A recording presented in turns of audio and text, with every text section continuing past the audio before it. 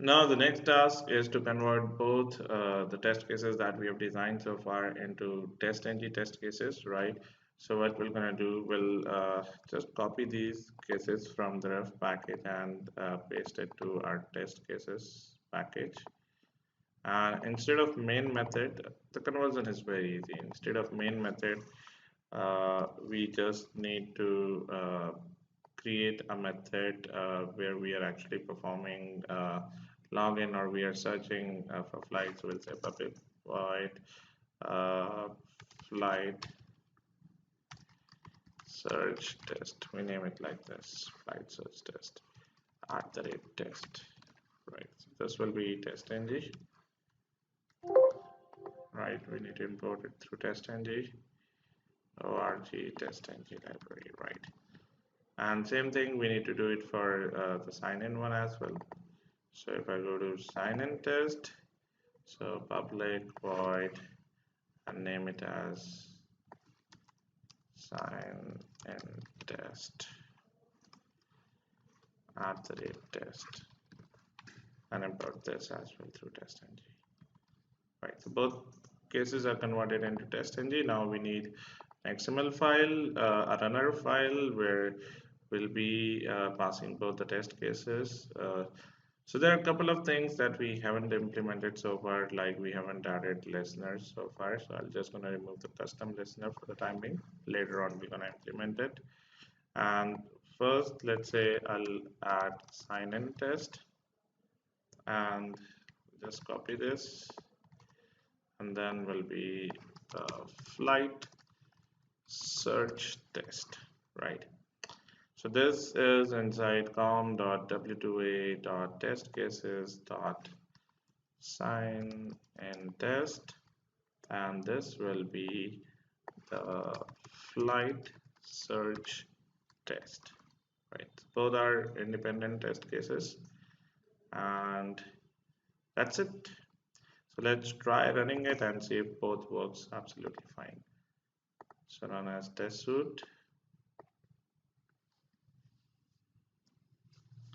So first it should uh, execute the sign-in test. It should go to accounts,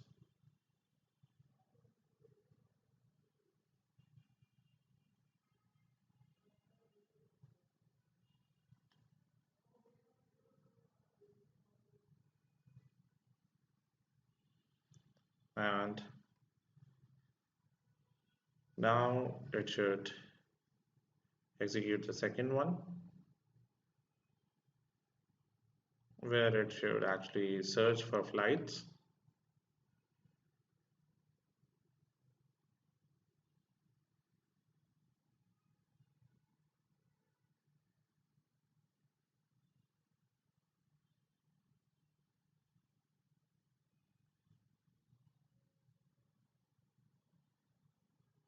And see, it works fine,